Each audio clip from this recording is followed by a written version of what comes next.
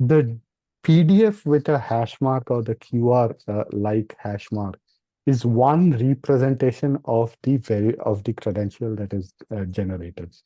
It is different from a general PDF or even a PDF which could have a QR from any web-based third-party service, is that the data is not in the data on the PDF is not the be all and end all of it.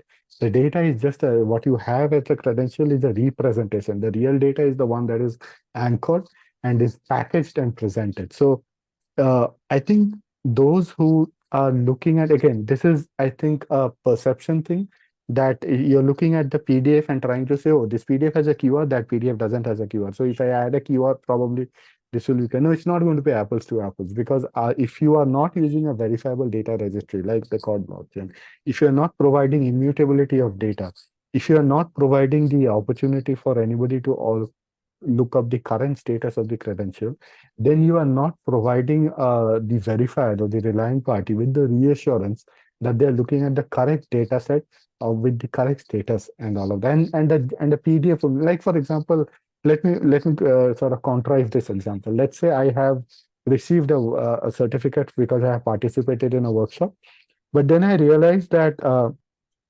my name has been spelled wrongly. So I go back and ask for a reissue with the correct name.